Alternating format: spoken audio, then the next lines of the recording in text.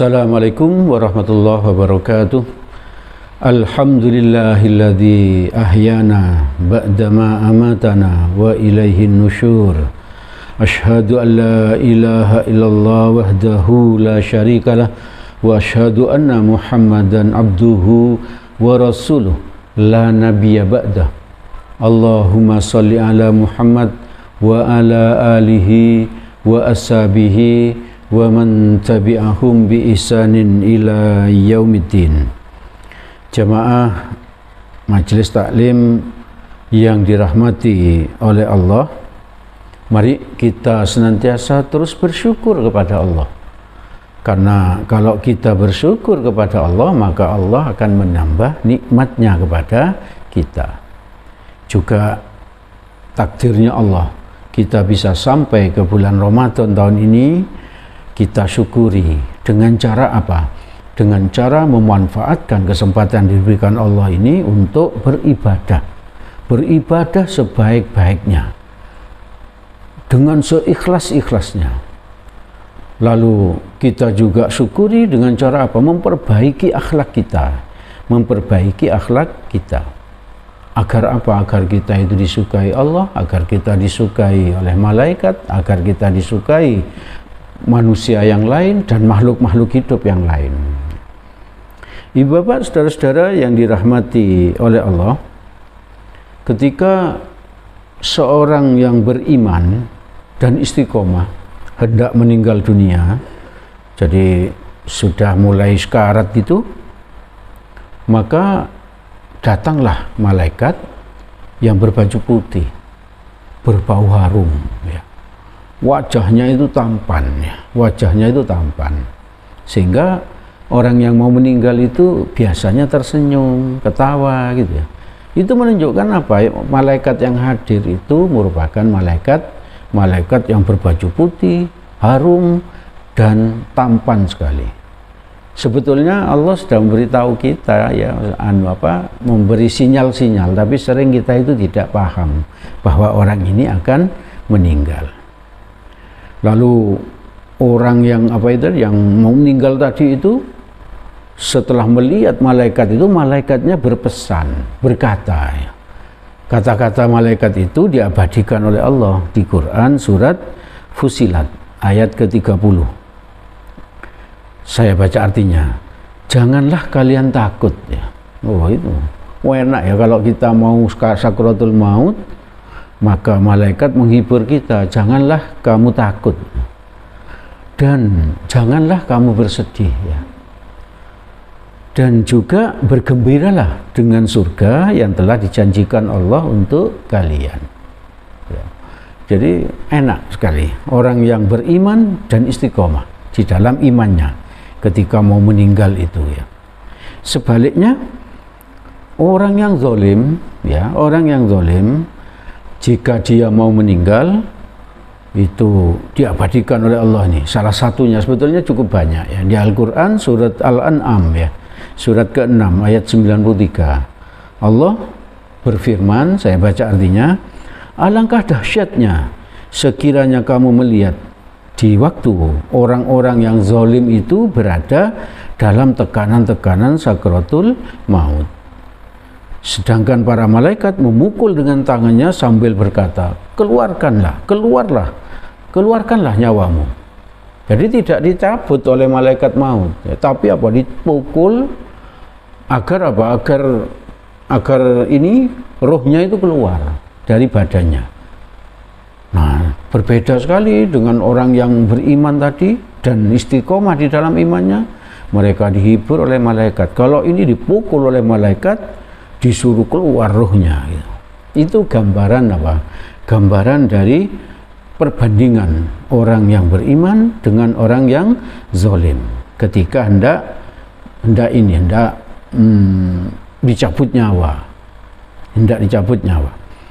Lalu setelah dikubur, para pengantar itu pulang, maka liang lahat kita itu menyempit, lalu tubuh kita itu dihimpit sampai bunyi krek, gitu ya. Lalu apa?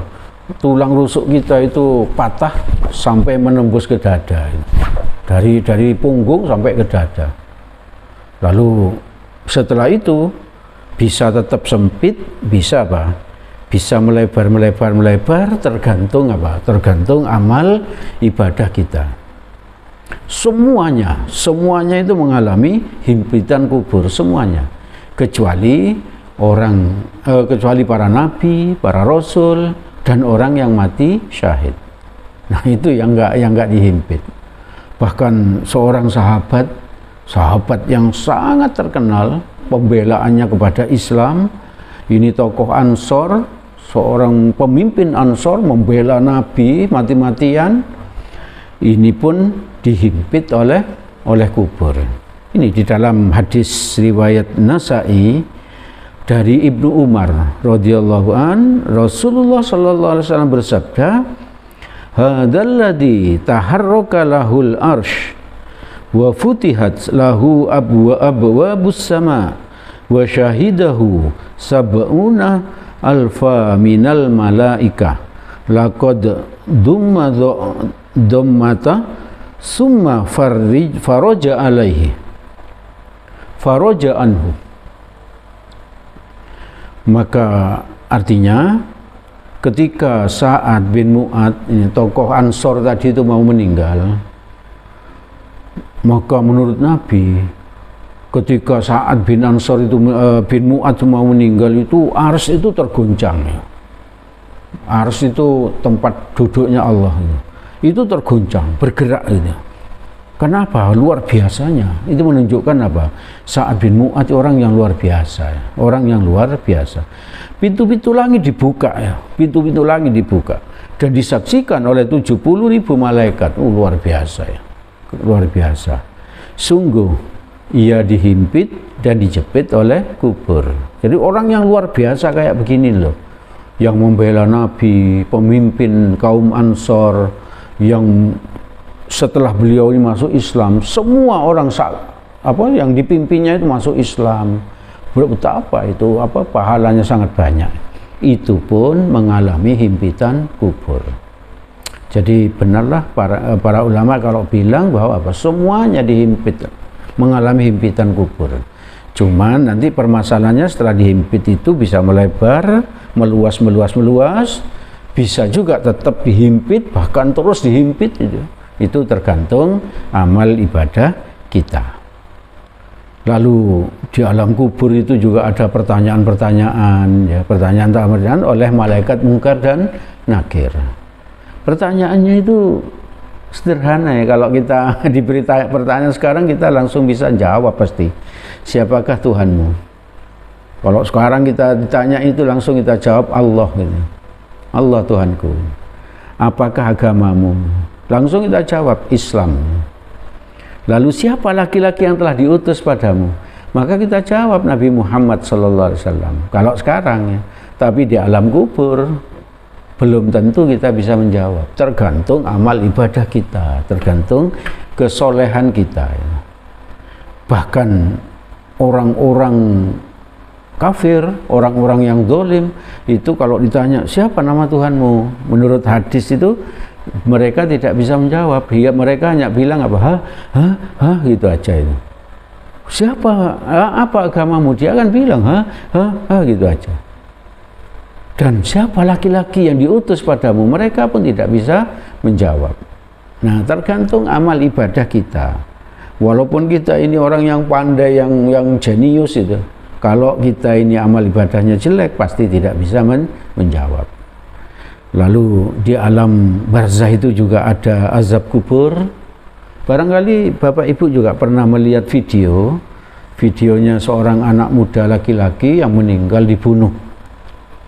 Setelah dikubur, beberapa jam kemudian orang tuanya tidak terima atas dibunuhnya anak ini. Minta dibongkar lagi, lalu minta divisum. Setelah dibongkar, wajah anak ini yang sekitar umur 20 tahunan itu nampak seperti orang yang sudah umur 100 tahun, bahkan cenderung seperti kera. Lalu apa, dari hidungnya ini keluar darah segar, dari mulutnya keluar darah segar, dari kupingnya, dari telinganya keluar darah segar. Itu menunjukkan apa? Siksa kubur itu ada ya. Siksa kubur itu ada. Kalau belum sempat lihat, bisa lihat nanti, bisa buka internet lalu kita ketik siksa kubur itu. Insya Allah video ini ada, insya Allah. Dan juga ada nikmat kubur. Kalau kita orang yang soleh, lalu setelah ditanya-tanya tadi itu oleh malaikat Munkar Nakir dan kita bisa menjawab, maka setelah itu dibuka film, semacam film itu yang arahnya ke surga ya. Inilah tempat kita nanti di surga. Nah itu kita bisa lihat pagi dan sore ya, selama kita berada di dalam kubur. Itu menunjukkan apa? Nikmat kubur itu ada ya. Kita bisa menikmati surga yang akan kita dapatkan. Kita akan dapatkan. Orang yang meninggal itu ada yang tubuhnya hancur, busuk ya. Kenapa? Karena tadi itu setelah dihimpit, terus apa? Karena tidak ada aliran darah, karena jantung kita sudah berhenti bekerja, maka darah kita tidak mengalir. Sehari dua hari kemudian, maka tubuh kita ini busuk ya. Tubuh kita ini busuk, dimakan oleh apa? Cacing tanah, zat-zat tanah dan sebagainya, itu akhirnya akan hancur gitu. Akan hancur. Belum lagi siksaan, pukulan dari malaikat Munkar dan Nakir, dan azab-azab kubur yang lain ya. Azab-azab kubur yang lain. Tapi di samping orang seperti itu ada juga orang yang apa? Tubuhnya itu utuh ya. Tubuhnya itu berbau harum. Kita sering mendengar berita bahwa apa? Seseorang yang meninggal sekian tahun, lalu kuburannya itu ambles, diperbaiki oleh keluarganya, ternyata apa? Mayat dari orang yang di dalam itu masih utuh. Bahkan apa? Kain kafannya itu loh tidak dimakan rayap yang ada di tanah.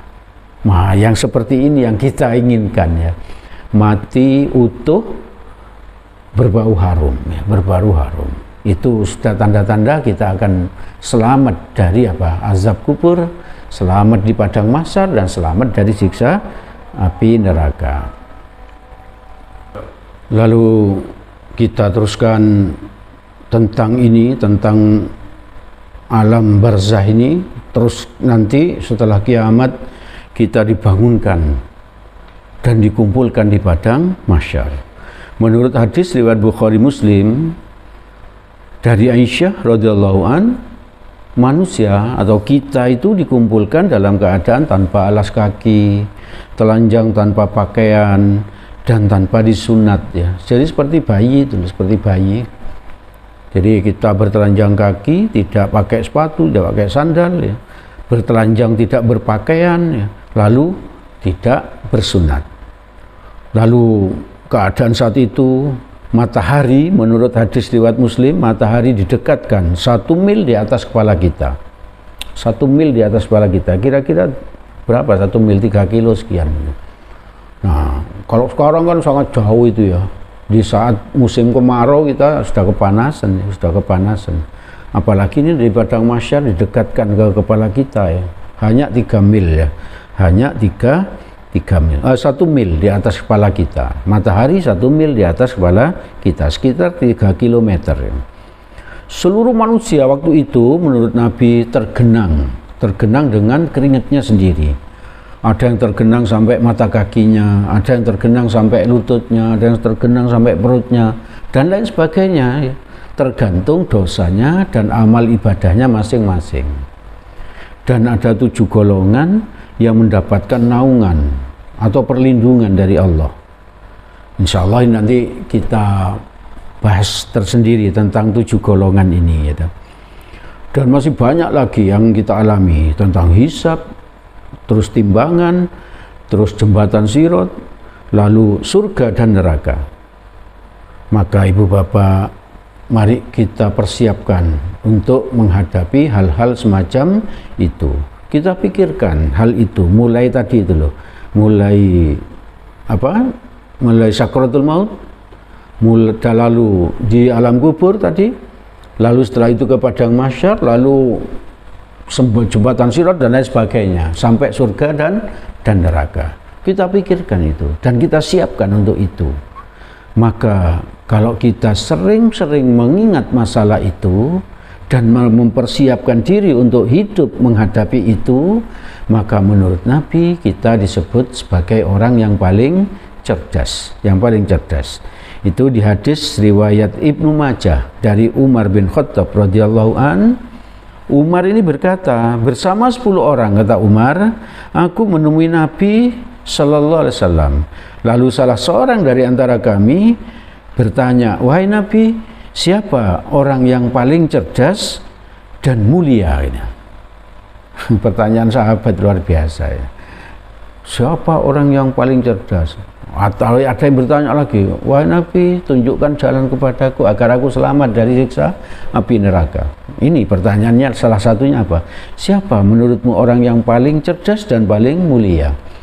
Maka Nabi menjawab, orang yang paling cerdas dan orang yang paling mulia adalah orang yang paling banyak mengingat masalah kematian dan paling siap menghadapinya.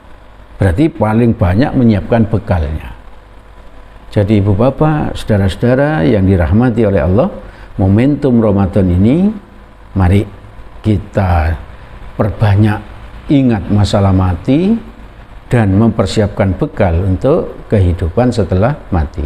Dengan sering mengingat masalah mati ini salah satu hikmah yang bisa kita ambil adalah apa? Kita tidak mungkin bekerja itu malas-malasan. Karena apa? Karena kita harus mendapatkan rezeki yang banyak agar bisa apa? Agar bisa memberikan warisan kepada anak, istri, dan cucu. Dan juga kita tidak mungkin korupsi. Ya, tidak mungkin. Nanti Allah paling 60-70 tahun sudah meninggal. Setelah itu kita menghadapi hal-hal seperti ini tadi. Kalau kita sering mengingat masalah ini, nggak mungkin kita jadi korupsi. Kalau ada orang yang korupsi itu karena lupa hal seperti ini, karena lupa. Ibu bapak, saudara-saudara yang dirahmati oleh Allah, itu yang bisa kami sampaikan pada kesempatan malam ini.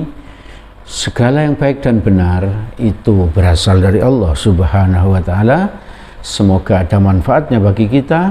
Semoga Allah menolong kita agar kita sering-sering mengingat masalah mati dan mempersiapkan diri untuk kehidupan setelah mati. Maka kita layak disebut sebagai orang yang paling cerdas oleh Nabi. Dan apabila ada salahnya, saya mohon maaf yang sebesar-besarnya. Bila itu, mari kita tutup majelis ini dengan doa kafaratul majelis. Subhanakallahumma wa bihamdik, asyhadu an la ilaha illa anta, astaghfiruka wa atubu ilaik. Billahi taufik wal hidayah. Assalamualaikum warahmatullahi wabarakatuh.